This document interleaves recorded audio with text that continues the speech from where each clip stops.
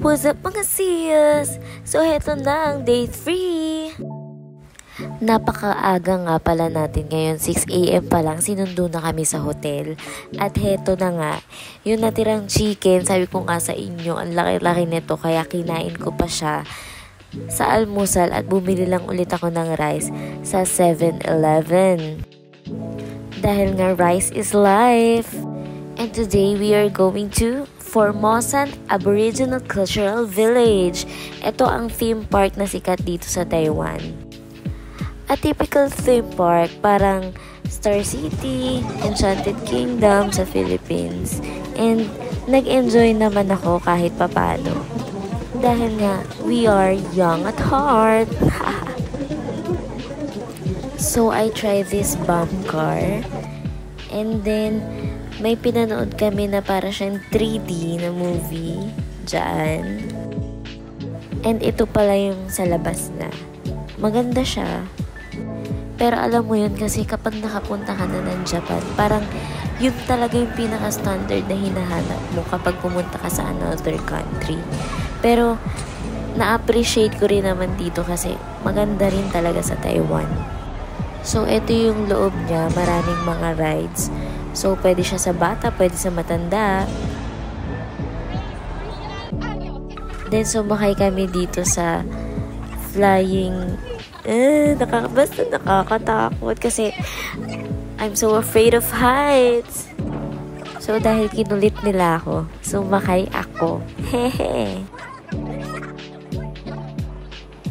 Then, nabigla ako dito. Nag-roller coaster ako. Ako na hindi sumasakay, napasakay nila ako. Then, after na mga rides namin, kumain lang kami dito for, eto na yung lunch namin. Diet-dietan, ganun. So, ito yung kinain ko, corn dog and french fries. Pangtawid gutom. Then, after namin sa theme park, sumakay din kami dito sa cable car. So, kasama siya sa binayaran namin na entrance doon sa theme park. Papunta ng Sanmon Lake. So, pag nakasakay ka dito sa cable car, matatanaw mo ang buong tanawin ng Taichung and sobrang ganda niya. Kung mahilig ka sa nature, grabe, ang ganda niya. So, pwede ka dito mag-senti and ang galing nga dito kasi meron silang mga pet cage pagkasama mo yung pet mo. So, pwede kang manghiram dun and libre lang.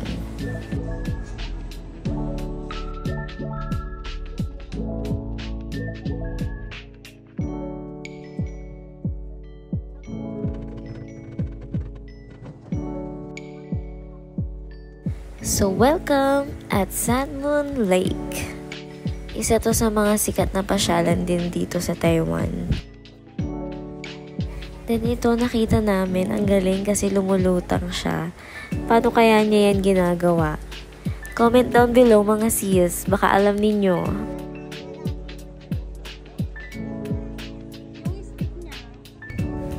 Then sumakay kami dito sa yate. It costs 250 or 300 Taiwan dollars. Balikan na yun. Nag-ikot-ikot lang kami and then bumalik na ulit kami sa Formosan. Ang entrance fee nga pala dito sa Formosan kasama na yung cable car and papuntang Sanmon Lake ay nasa 500 or 800, hindi ko na matandaan.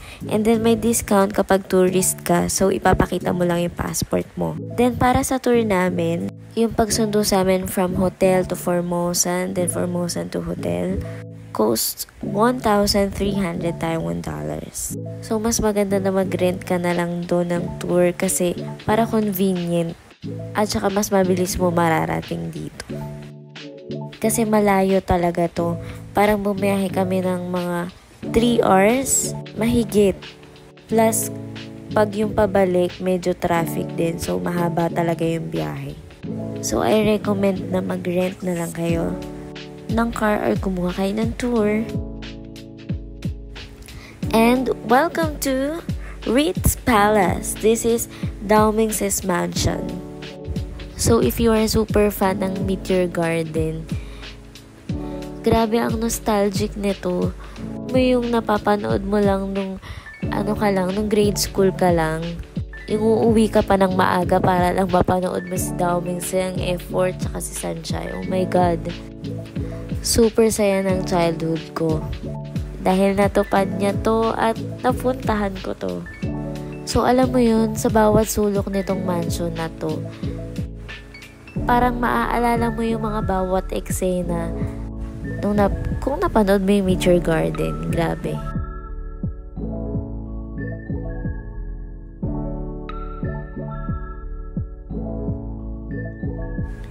And this is the closer look, mga sis. Grabe. Kung mapupuntahan mo lang siya, medyo creepy lang kasi yun nga, abandoned na siya. Kaya basta ako sa experience ko lang, pag lumapit ka, medyo nakakatakot lang. Pero ang saya-saya talaga.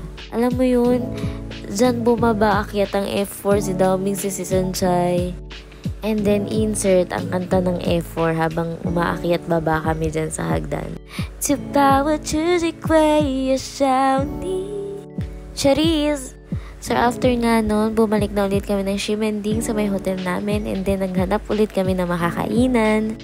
So kumain muna kami ng dinner kasi sobrang gutom na gutom kami ang haba ng binyahe namin and na traffic pa kami. And for dinner, kumain kami ng beef gyudon. And sabi ko nga sa inyo, rice is life.